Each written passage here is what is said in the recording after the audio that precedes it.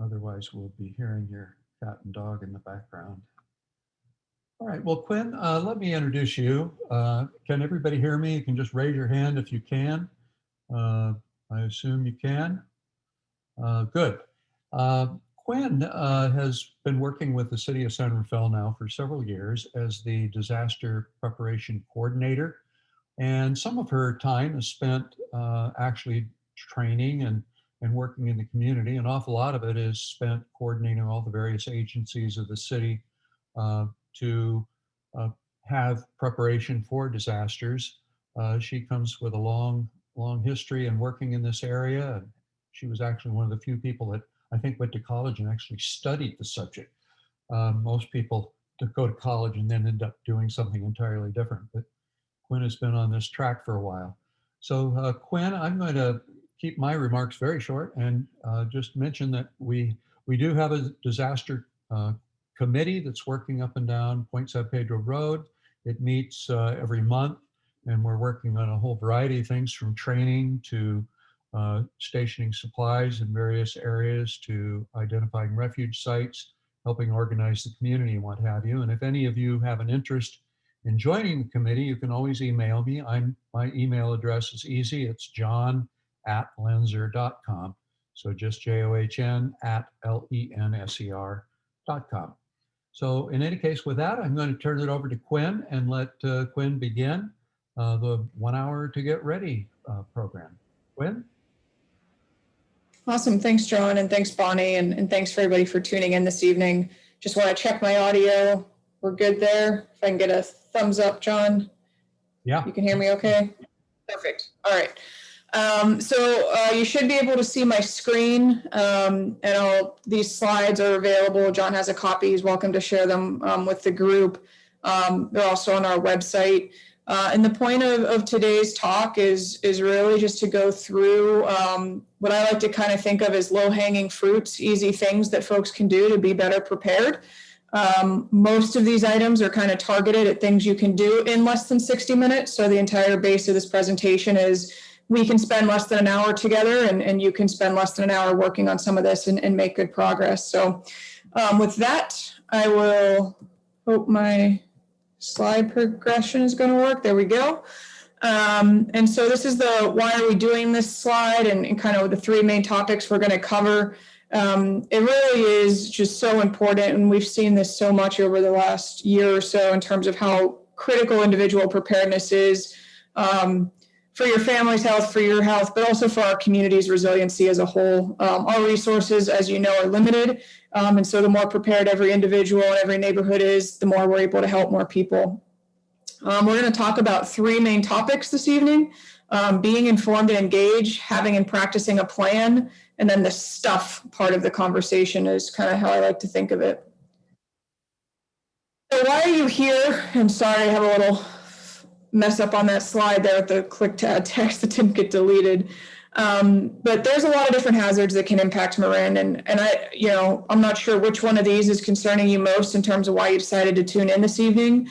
But the reality is almost anything you do for one of these things is going to benefit you in a different situation as well. So flooding, which is kind of hard to think about when we're in peak fire season, but we'll be in flood season and storm season, hopefully here sooner rather than later, which of course mudslides, wildfire, the power outages is the top right. We had those 5 days of the PSPS last year, and we've already seen our neighboring counties be impacted by a few this year, including right now. Of course, the earthquake, and then air quality is the Golden Gate, and then of course COVID-19. So variety of hazards, and these aren't all of them, unfortunately, but whatever brought you here this evening, I hope I can give you some information on how to feel more secure about that. And if you want to go ahead and throw in the chat, I'd be curious to know kind of what main concerns our community has, and we'll move through this. So emergency versus disaster, and I think this is an important distinction that I like to make for folks, largely because this top image is an emergency happening. It's a really bad day for that family, right? But they can call 911. We can have multiple engines, paramedics, police can show up, Red Cross might come to help them find somewhere to stay. We have systems that are designed to be able to handle that. What we don't have are systems that are designed to handle what you see in the lower, right? And that's North Bay fire siege, right? We can't get big enough quick enough, and we just have limited first responders. And so that's where you see this quote from my favorite seismologist, because that's a thing you have when you're into the disaster field, favorite seismologists. And one of the things that she says here in terms of knowing responders will be overwhelmed and how essential it is that folks are able to take care of themselves and help their neighbors as they can. So appreciate you again taking the time this evening to learn more about this and to be part of that solution. We do have systems that allow us to expand. It just takes some time. And so this slide is really just to kind of make you aware of the various things that we have in the city and the county, state, and national level. We actually have a brand new EOC, Emergency Operations Center, that's in our public safety facility that just opened across from City Hall here. Fire admin's been in there a little over a month now. So exciting new facility. That is not it. That image is actually out of a different emergency operations center. We didn't get quite that much space dedicated to us. But I use that because it's consistent, and it doesn't really matter where you go across the country. You can walk into any EOC and there's going to be a really similar setup, really similar color coding, and similar roles and responsibilities for different positions. And that's all because of the incident command system, the second bullet you see here, ICS. And we use consistent systems, and that's how we can expand. When we need help, we can have people come in literally from all over the country, and they'll be able to support us and help us out if we need to, and vice versa. So using standard systems allows us to seamlessly collaborate. And then, of course, I'll talk to you about having a personal family emergency plan. And just want you to know the city and the county have what we call EOPs, emergency operation plans or guidelines, that help guide our operations and have annexes for specific hazards. So at the bottom there, you see an organizational chart, which kind of looks like any organizational chart you've probably ever seen, right? Someone's in charge, and then you've got different sections of people doing it. For disasters, we use operations as the doers, right? So that's a lot of our first responders, public works that might go out and clean the ditches or deal with a sub pump that isn't functioning. Our planning, and that's been a huge part of the COVID-19 response, is trying to think ahead, thinking through different scenarios and creating plans based on those scenarios and how we can address it. Logistics is the stuff or the supplies. So whether that's porta potties for COVID-19, masks, sanitizer, places for people to stay and people themselves. And then, of course, finance, paying for it and documenting those expenses so we stand a good chance of hopefully seeing some federal or state support in the long run. So I say all that to say we have things in place, but at the end of the day, it takes time to stand up. And putting all the subject matter expertise in one room is super helpful, but we like to have our community as prepared as possible. And so the way you can kind of think about how to get prepared is in what we think of as the disaster cycle. And there's different versions of this. In some cases, you'll now hear 5. But fundamentally, what we're talking about when we go through these is mitigation, right? And so mitigation is opportunities before and honestly as part of recovery, steps you can take to lower or minimize the impacts of a disaster. So one of the things that we do all the time with that is fuel reduction. So the GOATs every year is an example of what we do with mitigation work. So we're lowering the impact by reducing fuel in that sense. Preparedness is the thinking ahead, the planning, the practicing. You're doing it right now by joining this discussion this evening. So you're getting more prepared. And then we go into response, and this is the scary time, right? This is something bad has happened, and now we have to figure out what to do. And what I like to kind of get people to think about in that response stage is really breaking it down to you have 2 options to start with. Are you safe where you are, or do you need to leave? Do you stay or do you go? And then once you make that decision, you can start making other decisions. If you're going to leave, what are you taking with you? Where are you going? If you're going to stay, are you able to help? Do other neighbors need information? But that fundamental first decision is, am I safe where I am, or do I need to leave? And then you can start making other decisions off of that. And then you'll see recovery here, right, which is how do we find a new sense of normal? So certainly with COVID, it's a perfect example of us kind of doing all these things all at once, right? It's a continuous cycle. And that transition from recovery to mitigation is also an interesting one that kind of provides opportunities to mitigate against future disasters. So as an example, up in the North Bay, Sonoma has been giving folks rebuilding templates on how to provide fire safer. Nothing is fire safe, but more fire resistant landscaping. I usually make the joke, I spent a lot of my career in the Midwest where every year power poles get knocked down for, you name it, ice storm, tornado, flood, wind, snow, whatever takes them down. And rather than taking the opportunity to mitigate that impact in the future by undergrounding them, they just put them back up, right? Because that's how you recover as quickly as possible. But I like everybody to think about recovery being very linked to mitigation and how do we prevent this bad thing from happening again. And this holds true even on the smallest little things that can happen. And you do this every day in your life. When something bad happens, you learn from it and you say, how do I prevent this again? And that's really what this is, just at a larger scale. So the big three that I mentioned we were going to talk about, being informed and engaged, having and practicing a plan, and then the stuff. So we'll start with being informed and engaged, and this is probably the easiest one and something you can literally do right now while we're chatting. The first is if you're not signed up for NICSL alerts, which we really use for more kind of stay away type things or anything that might have a heavy traffic impact. We could also use it in a major disaster, but we can't get super specific with it because it's by zip code. But you can just text your 5-digit zip code to 888-777. So in your toolbox, all you need to do is put in your zip code, and that at least gets you signed up for NICSLs. Alert Marin is what we really need to focus on getting everybody signed up for. This is address specific, so we can send messages to just specific areas that might be under an evacuation warning or an evacuation order, as well as broader messages across the community. So it's really important. They are opt-in systems. So if you're not opting in, you're not going to get emergency alerts. So it's very important you do that.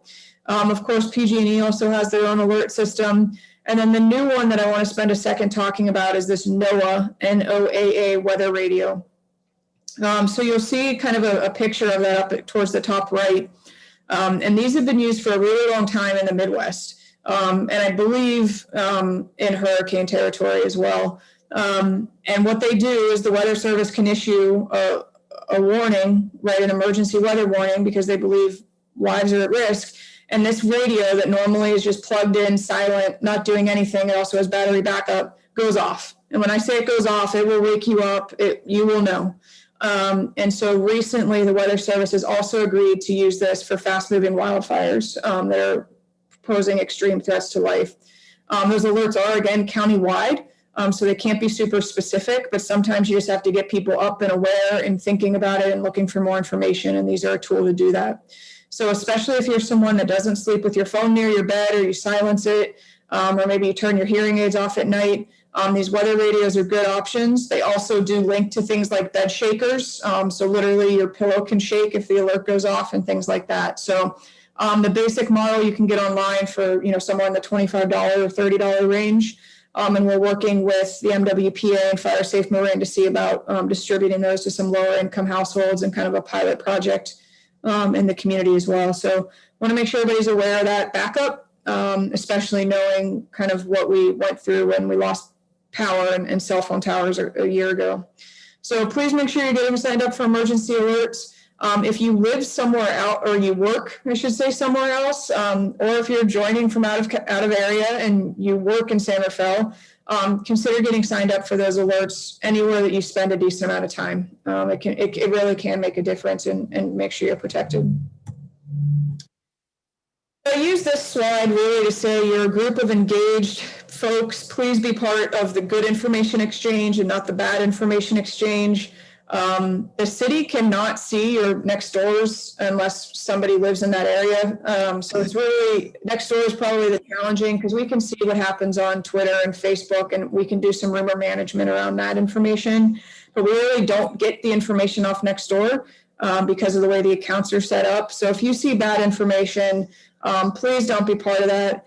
Please also check the timeliness of information. I can almost guarantee, especially after a major disaster, if there's requests for donations, if that request is a few hours old or a few days old, it's probably been filled. So before you share things, please make sure you're doing your due diligence.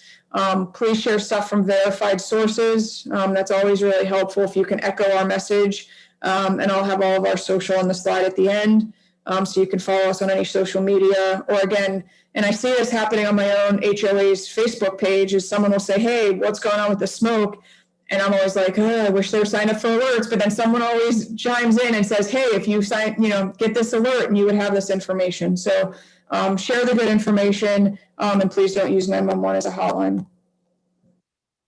Being engaged. And so this is extra tricky right now in the time of COVID, but appreciate everyone joining this virtually. And there are still opportunities out there. One of the probably easiest COVID one is Firewise, because that's really about talking about and gathering information as a neighborhood, but it's actions that you take individually. And Firewise, we are seeing has insurance implications in a good way, if you can get your whole neighborhood.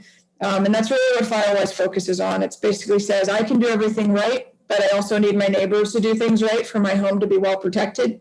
Excuse me. So let's all become a Firewise community together. And we can help you do that, or Fire Safe Marin can help you. Neighborhood response groups are another great tool. Of course, CERT, our community emergency response team, those trainings are super hands-on, so none have happened this year, and we'll be probably a ways out before we have an opportunity to really pick those back up again.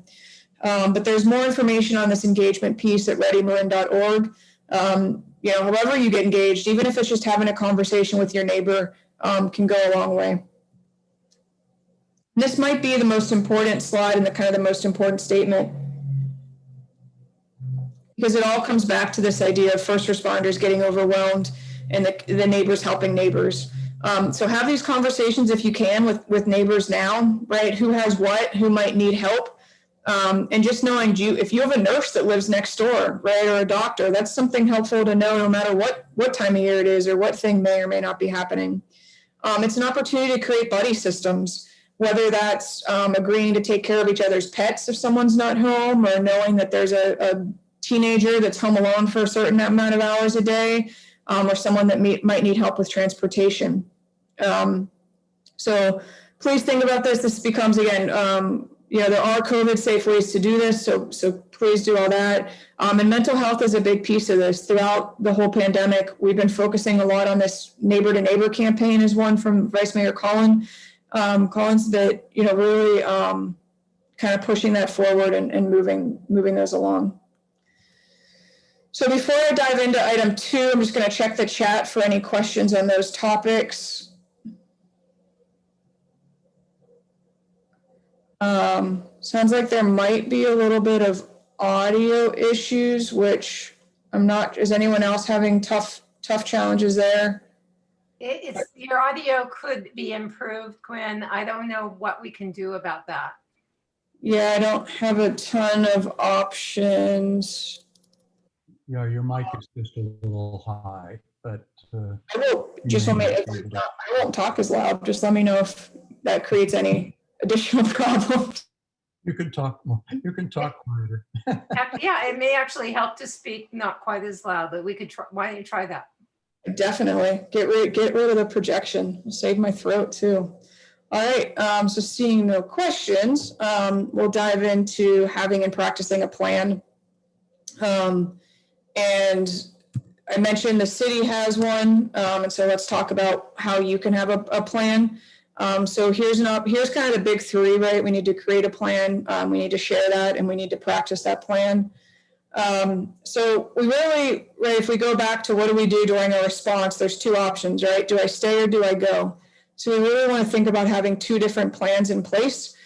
Sheltering in place, which I think we've all gotten quite good at over the last couple months. I think when I did this presentation or built this presentation a few years ago, shelter in place was the less likely scenario, but certainly has become kind of a new normal. And so really kind of when we think about sheltering in place, the easy question to ask yourself is, if nothing could get in or out of my home, how long could I comfortably stay home? Right, and that includes utilities, that includes plumbing, water, right, food, electricity. How long could you comfortably stay in your home? And that's your answer in terms of how long you can shelter in place. And so those are some reasons you see listed there in terms of why it might be better to stay put. This is where your disaster supplies, or at a minimum a fully stocked pantry, come into play. If you are sheltering in place, make sure you're staying informed, especially in a wildfire scenario or something like that that could change quickly, or even an earthquake. You might not have a lot of home damage, but maybe there's a different scenario that's going to need you to evacuate at some point. So stay informed. But if at any point you feel unsafe, get out of that area. I enter kind of the power down preparing, if you will, here, just because that was one of the things we asked residents to do last year, was to shelter in place during the power outage, largely because of the concerns with traffic signals. And so just to quickly touch on really specific things you can do during a power outage, and these are things I do regularly now. Quite honestly, I think there's still 2 ice blocks in the freezer from a few red flags ago because I was worried about it. But the ice blocks are as easy as we use empty Tupperware containers, fill them up with water, and throw them in the freezer. And then you've got chunks of ice that, should your fridge lose power, you've got opportunities to keep things cool if you can minimize opening it. Making sure everything's charged and all your battery backups and everything like that, including vehicles, are fueled or charged, especially if you're going to use your vehicle as a power source. We did realize the hard way that we have very few, if any, gas stations in the city and in the county that have backup battery. So please don't wait. I think red flag warnings are perfect opportunities to say it's time to put gas in the car or it's time to charge the car. And that'll help you if you do lose power, but also make sure you have all the resources you need if you needed to evacuate or were stuck in traffic or something like that. Checking your food supplies before you know if there's a power outage potential, including eating those perishables first and making sure you have enough things that are on the shelf. I got it. No, mine is good. Oh. All right. Might need to, if you can mute yourself. There we go. Great. Thank you. Making sure you're signed up for alerts. Hopefully you're going to do that now, but a potential power outage is certainly a reason to check that again. It's a good opportunity to check in with neighbors, especially if you have plans with folks in terms of who's going to take care of what. Unplugging. Laundry's a big one, especially for people like me that are going to have to put on the same clothes for a while. So that's always one to remember. And we saw this with the flex alerts too, is trying to do laundry at times of day that have less impacts on the system. And we do ask irrigation systems. And the reason behind that is we have a lot of gravity fed systems in Marin. And so the water that's up there can come down, but without a lot of power, we can't get the water back up. And so I think it was the first PSPS last year, we saw a lot of people watering and irrigating, presumably trying to protect from potential fire, but that almost caused a water shortage because the generators couldn't keep up with it. So please turn off your irrigation systems during an extended power outage. So evacuating, of course, the fire is the main thing we think about when we think about evacuations. There are, of course, other reasons, right? Your structure's unsafe after a major earthquake, an order is issued for any reason, potential tsunami, and that does Loch Lomond. While tsunamis are generally speaking very low risk for San Rafael, Loch Lomond I know did have a little bit of a wave there a few years ago. I think it was an Alaskan quake. So it's good to stay on top of those things and be aware of the different reasons you might evacuate. And of course, if you go to the coast, the tsunami threat becomes much more significant. So when you're thinking about evacuation, you want to make sure you have at least 2 ways out. And that's 2 ways out of your home, as well as 2 ways out of your neighborhood.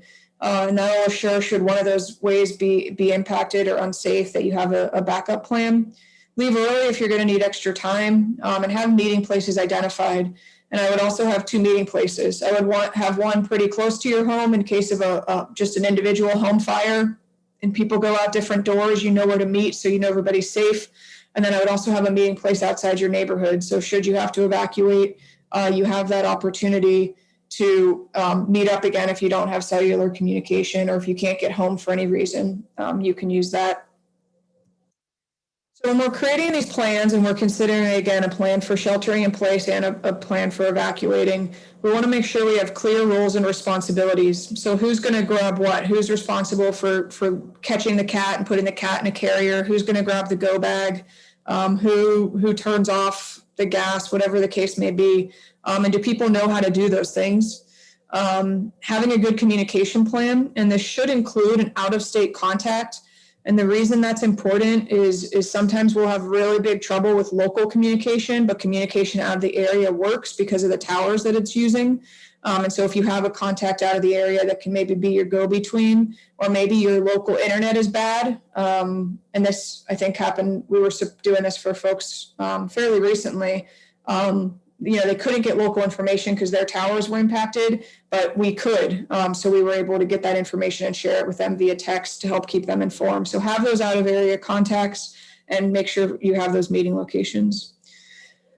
This sounds really basic, but you need to share the plan. You need to make sure everybody knows it. It doesn't do a lot of good if it's all just in your head and the rest of your family or the people you're working with don't know what the plan is, including that out of state or out of area contact.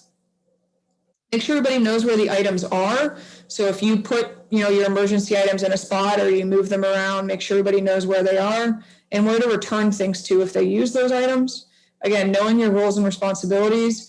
And then, of course, in addition to sharing the plan that you make, I really like to encourage people to know other plans that are going to impact them. So school plans are probably the most critical that parents or grandparents think about. But even knowing if your place of work, right, has an evacuation plan or a plan in the case of an active shooter or targeted violence, or if there's a fire in your office building, where do you go and who do you report to?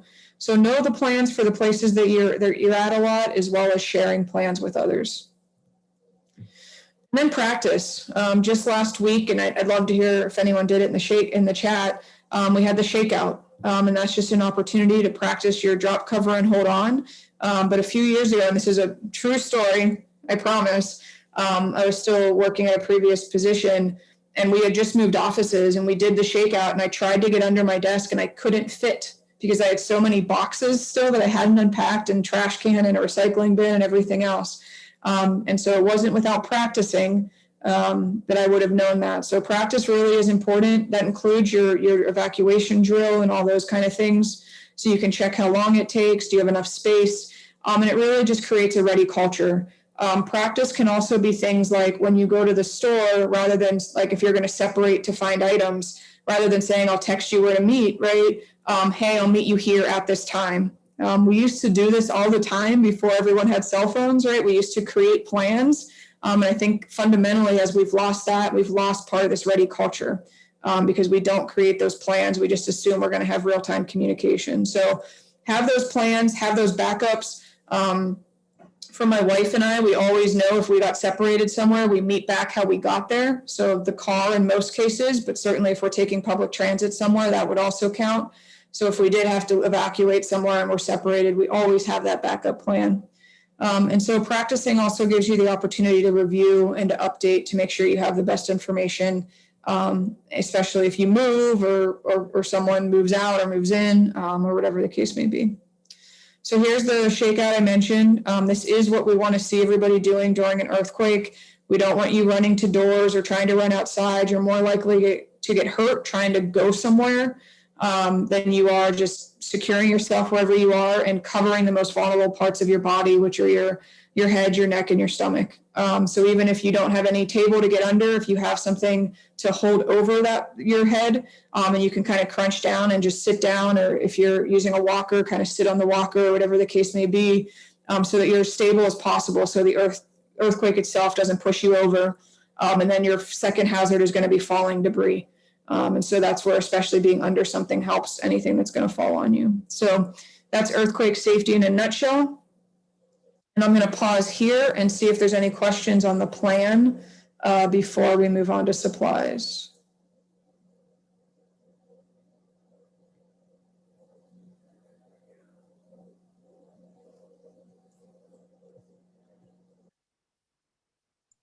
Not seeing anything in the chat. If you're talking, you need to unmute yourself. Yeah, we can take questions at the end too. So just don't want people to get lost in their thoughts. So gather and organizing supplies. This is the stuff. And I really do specifically say gather and organize here because I don't think you need to go out and buy a bunch of stuff. I think in most cases, people have a lot of what they need already at home, and it's really a matter of gathering and organizing. So let's talk about that. So there's kind of three categories I like to think about, the go bags and the kits, a grab and go list, and then specifically home safety and some things you can do.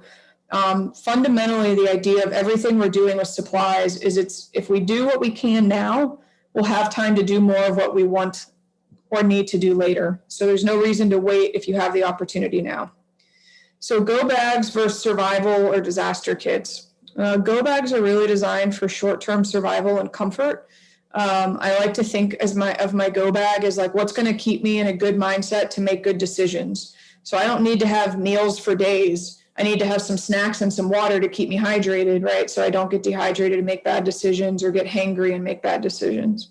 It should be easy to transport. So if you can do a big backpack, that's a heavy backpack, that's great.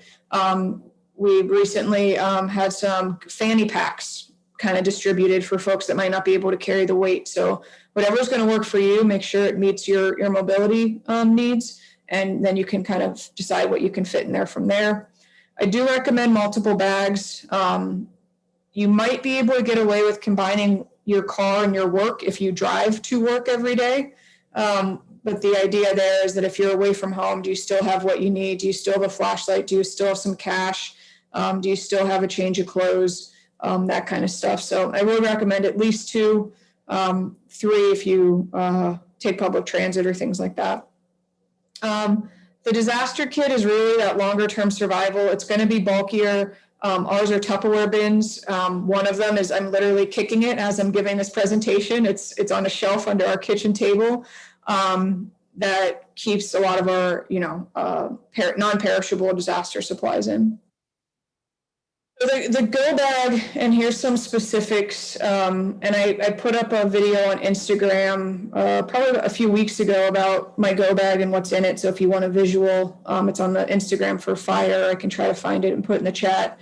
But again, I mentioned water and snacks, a basic first aid kit, and extra medications. So I know this can be tricky, and when I think of medications, I really encourage folks to think about obviously your prescription medications, as well as what I think of as like comfort medications. So fever reducers, stomach soothers, whatever the case may be.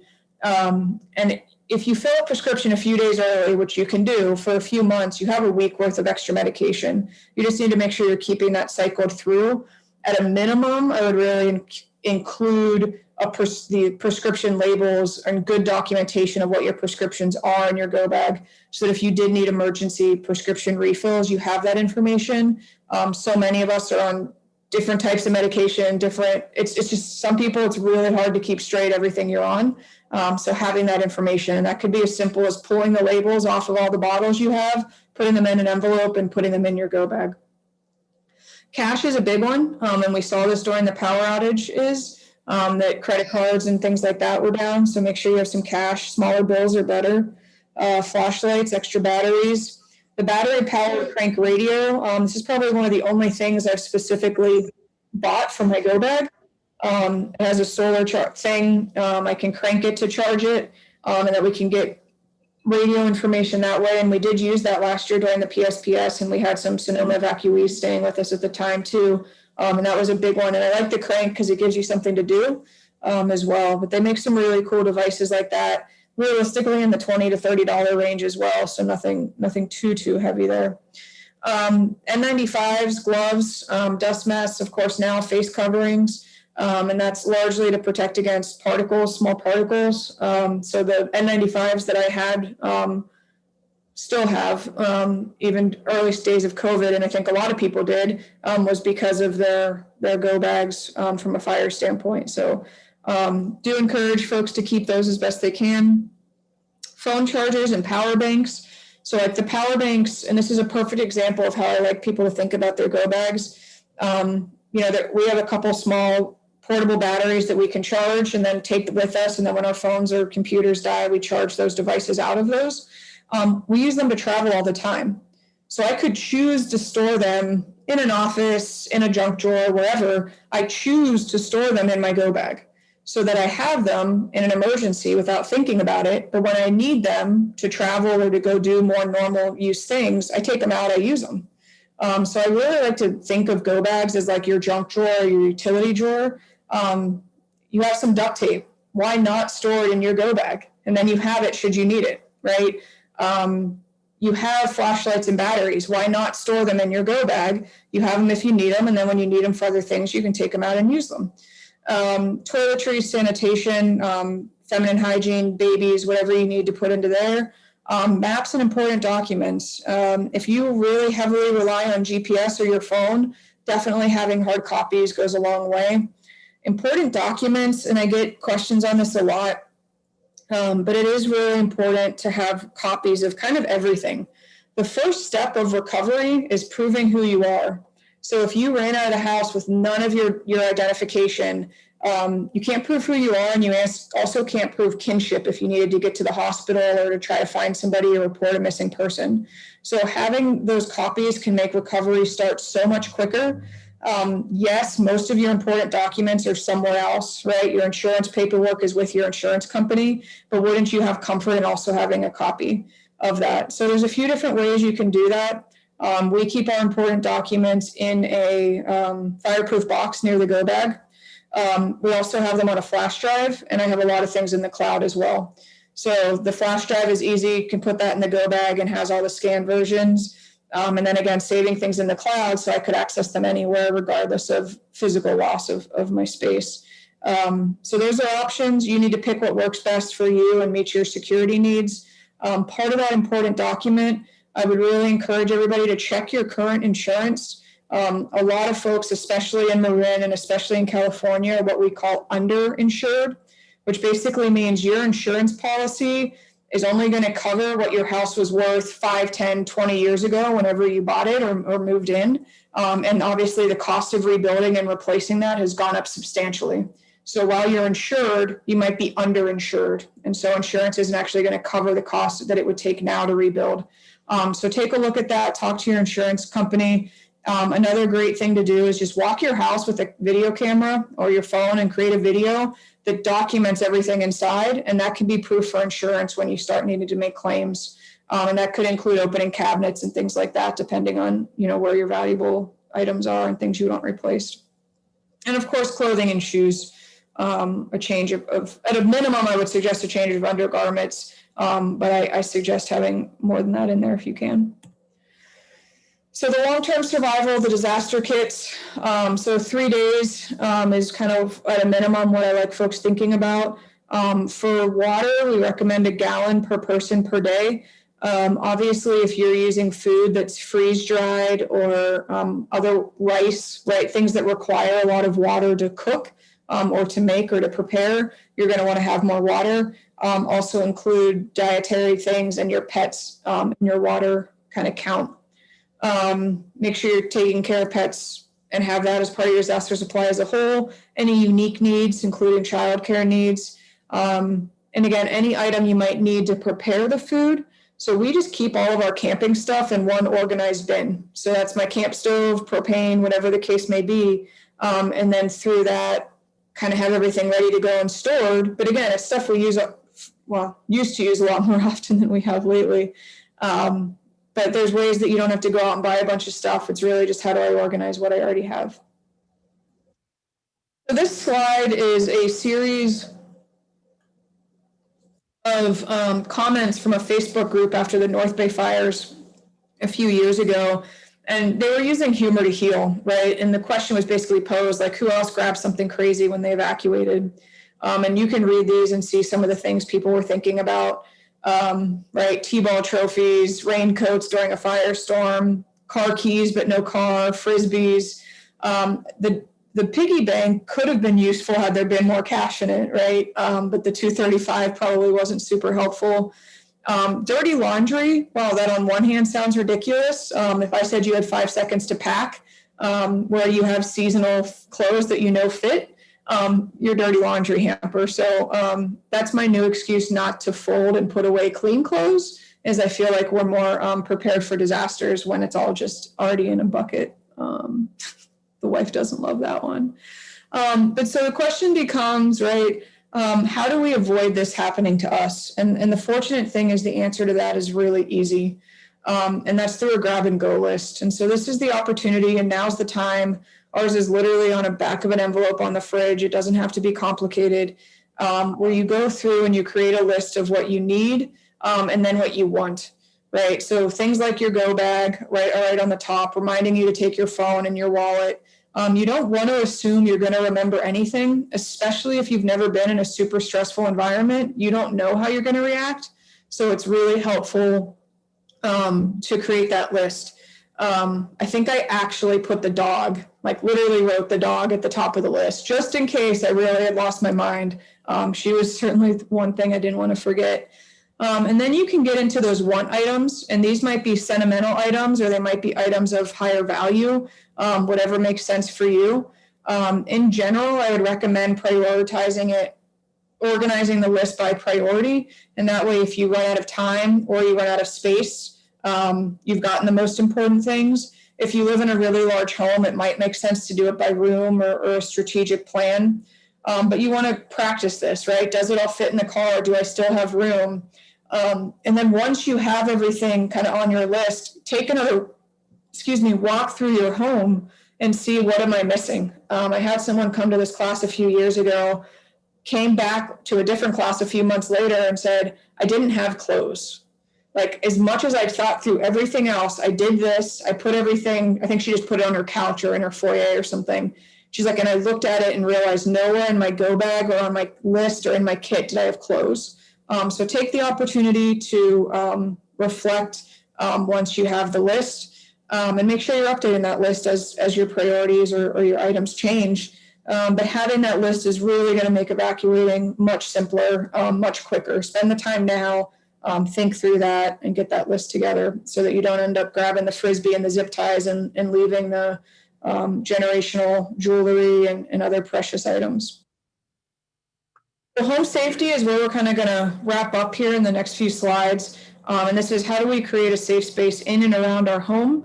And so you see a couple of specific items or supplies here. The top left is earthquake straps. And so that is great on big TVs. Mounting them to walls is also a good option. Anything that you kind of would be afraid of falling on a toddler, you probably want to secure for an earthquake as well. The bungee straps over the books. In my old office, I had a bookshelf right behind my desk that I used these bungee straps on, as well as having the bookshelf attached to the wall so things don't fall. Making sure you're keeping that fuel gauge on the right side of those marks. Top right is quake hold or earthquake putty or museum putty. And this stuff's nice in the sense that it's generally not damaging and just sticky, but it helps keeps things in place for those minor earthquakes. It's not going to make a huge difference on an 8.0, but you're not going to lose your precious vases or sentimental items on a smaller earthquake. Of course, by California law, the water heater should be strapped and attached. And then this bottom left is shoes and a flashlight in a bag tied to a bedpost. And the reason for that is, if we really think about where we spend the most time in a single place in our home, in most cases, it's probably your bed, right? You're there somewhere in the 6 to 10 hours a day piece. And so odds are that might be where you are when something bad happens. But having shoes nearby to make sure you don't have to climb out of bed and step on broken glass. They're in a bag so that things don't fall into your shoes. I just keep my shoes upside down. Flashlight, I think, for obvious reasons there. And then they're tied to the bedpost, so no matter how much that shakes, that's always there and you can grab that if you need it.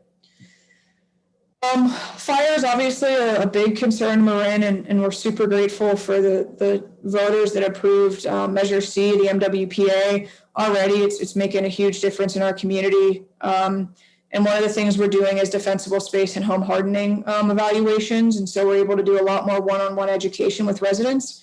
And this is just some basics. I won't go through everything. What I want to encourage you to think about is keeping things well maintained, right? Having the right plant in the right spot and keeping things well spaced. Inherently, fire grows from catching one thing and then that catches something else. But if you have things spaced out in a way that it can't catch other things, that can make a huge difference. So generally speaking, if you look at any of your vegetation and you imagine it being on fire, it's going to be 2 to 3 times the size that it normally is. And if it can be that much bigger and still not touch your home for an extended period of time or something like that, then it's probably okay. Or create a ladder that lets it connect to something else. And the other visual I like to give folks is the idea of imagine lighting a matchbook. And if you could walk around your property and feel comfortable dropping that anywhere this time of year, then your property is probably in pretty good shape. If you would be concerned about dropping it, maybe you've got a bunch of pine needles that have started to accumulate, right? And you know if you dropped a matchbook, they would catch. Then you probably need to do work. So please don't actually go around lighting matches and dropping them around your property. But I think it's a good visual and a good kind of mental exercise to get you to think about, is this safe or is this not safe? And that match is representing the embers. And so you see on the right here is how embers can get into your physical structure, but they also start a lot of fires.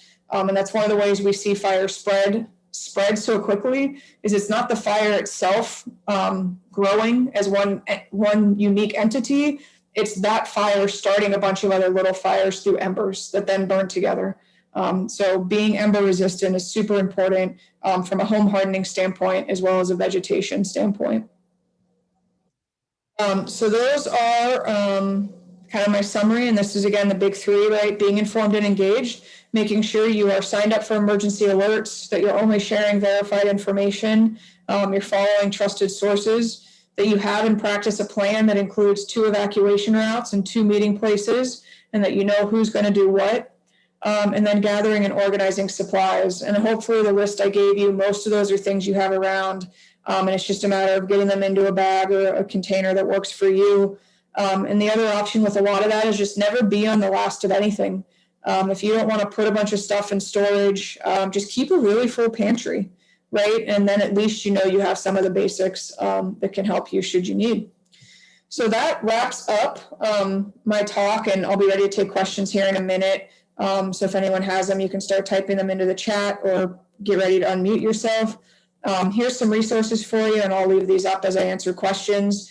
SROES, I should disclose, we're in the middle of kind of updating the fire and the OES website. OES is Office of Emergency Services. That is my office. So you can get to this presentation there, if not this moment, pretty soon once we get the redo completed. Ready Marin is a great county preparedness resource. Ready.gov is the federal one, not as personalized for our specific hazards. Earthquake Country, of course, covers the earthquake. Fire Safe Marin's kind of our go-to nonprofit educational fire tool in the county. So really encourage everybody to check them out. They've got a lot of great plant lists. They have a great evacuation checklist on their website. A lot of really good information. If you have questions or need to get in touch with me, you can use that email address, or John and Bonnie both have my direct, but I check that one fairly often. And then you see our various social platforms and handles. Encourage you to follow us to stay informed that way too. Mainly what you're going to get through there is red flag warnings, updates on incidents, things like that. So I will go to questions in the chat and see what we have. Maggie, I do believe, John, and correct me if I'm wrong, that you did record this and the link will be able to be shared out with folks somehow. Yep. Perfect. All right. And I also want to put in a plug for the Point San Pedro Road Coalition's disaster preparedness page on our website, because there's a lot of good information there, and it's local information. So I encourage folks to check out our website. Yeah, absolutely. Anybody want to ask a question either via video or phone? If you're only on the phone, I believe it's *6 to unmute, possibly *9.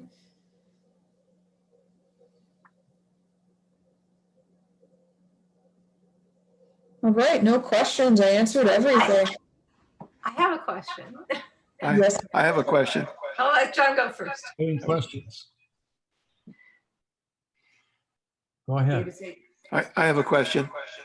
Okay. How do you start your message again if I want to show it to my kids tomorrow? This presentation? Yes. John, how are you going to share this out with everybody? I can send you the PowerPoint presentation if you would like, David. That'd be fine. Quinn's narrative. but it would have the basic slides. I think I'm going to have to figure out how to share the actual recording here. I And- missed the first two PowerPoints. So I believe our webmaster, Alan Shavitz, will be working with John to figure out a way that we can post a link on the Point San Pedro Road Coalition website so that we can make sure everybody can see the video. And David, send me your email address. Just send me an email to John, JOHN @lenser.com. John LENSER.com. Okay. You're getting a nice echo. Thank you. Thank you. Of course. Bonnie, what was your question? Bonnie, you're muted. Thank you. You mentioned something just that I wanted to follow up on, because I'm very proud that my neighborhood has become a Firewise community. Bayside Acres is where I live. I know Country Club and in the Point San Pedro Road area has also become a Firewise community, and Glenwood is one. I don't know if other neighborhoods are working on that. I know a number of neighborhoods are working diligently on forming neighborhood response groups, and our committee, John's committee, the disaster prep committee, is working on lots of different projects. But I just wanted to ask a little bit about the insurance. You mentioned the benefit to the communities about the insurance. And before you answer the question, there's one other thing I did want to put in a plug for, and that is that if everybody can mark their calendars for November 14th at 10 a.m., that's when we're going to have the coalition's annual community meeting. It'll be a Zoom presentation, but our new fire chief will be one of our speakers. And so I'm really excited for him to meet us and for us to meet him. So again, we'll have an opportunity to talk about very important issues. Our new mayor, whoever that's going to be, will be there as well. And our representative on the Board of Supervisors, Damon Connolly, will be there too. That's November 14th at 10 a.m. So now that I've given that plug, I'd like to ask you to just comment on the benefits of becoming a Firewise community. Yeah, so I think some folks, I haven't heard too much of this in San Rafael, thankfully, but certainly in some of our neighboring counties, of folks actually being threatened of losing their insurance because the insurance companies were deeming them too high risk. And so the Firewise distinction, I think, has helped prevent some of that. And then there's also a few insurance companies, and I don't want to quote them because they could have changed since the last data that I had, that are actually offering reductions in rates if you live in a Firewise community. And I know FireSafe Marin's been really lobbying and working with different insurance companies to get them to recognize the value of Firewise so that more insurance companies will do that. Because it's a good incentive for folks, and it logically makes sense, right? If you're in the business of insuring risk and people have reduced their risk, that's something they want to encourage. So that's what we're seeing is A, less loss of insurance, and then B, lower rates in some cases. Thank you. Mm-hmm. Any other questions? Well, Quinn, I want to thank you very much for taking your evening and talking with us. And thank you everybody else for attending. And do visit the coalition's website, or you can email me directly and we'll post the presentation on that website. And also I can send it to you. If you're not on the coalition's email list, you can sign up to get on it at our website. Okay. Good night, everyone. All right, good night, everybody. Thank you. Thank you, Quinn. Bye-bye. You're the best.